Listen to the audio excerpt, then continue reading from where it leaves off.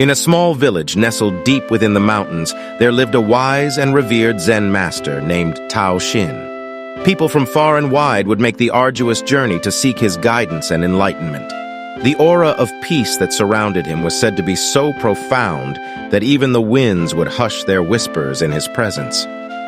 One day, a powerful warlord named Kuro arrived at the village seeking an audience with Tao Shin. Kuro was known for his mighty army and imposing rule over neighboring lands. He had heard rumors of the Zen master's wisdom and hoped to learn from him how to gain even more power and control. Tao Shin welcomed the warlord with a serene smile, inviting him to sit and share tea. Kuro, impatient and accustomed to commanding immediate attention, was taken aback by the master's calm and composed demeanor.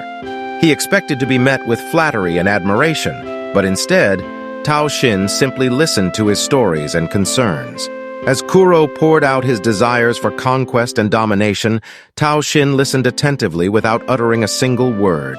This silence perplexed the warlord, and he grew increasingly restless. In his impatience, he demanded answers and wisdom from the master. Tao Shin looked at him with compassion in his eyes and spoke softly, "The power you seek lies not in conquest, but in the silence within.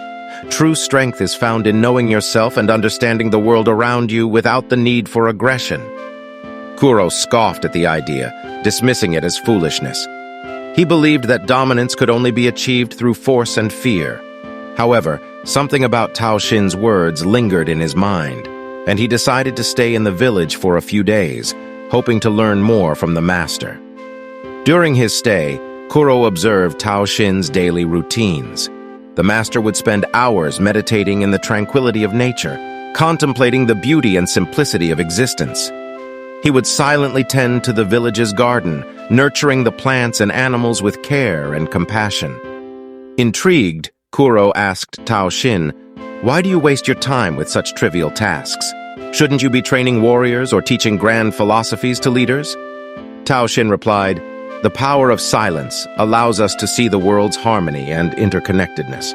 By understanding the delicate balance of nature, we learn to wield power without causing harm." Kuro remained skeptical, but he couldn't deny the aura of peace and wisdom that surrounded the Zen master. He continued to observe and learn from Tao Shin, gradually finding moments of stillness and peace within himself. One evening, as Kuro sat with Tao Shin in the temple, a storm raged outside. Thunder cracked and rain pounded on the roof. Kuro's usual restlessness and unease were replaced with a newfound calmness as he listened to the rain's soothing rhythm.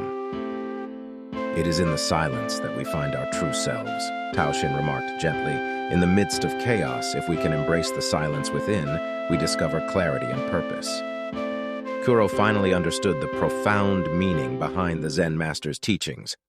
The power of silence wasn't about being mute or inactive. It was about finding inner peace, understanding one's desires and fears, and making decisions from a place of clarity and compassion.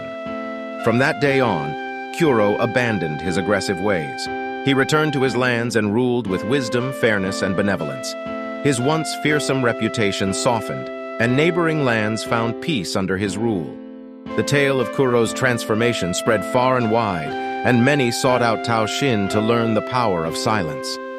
And so the wise Zen master continued to share his wisdom, leaving a legacy that transcended time, reminding all who came to him that true power lies not in outward domination, but in the profound stillness of the heart.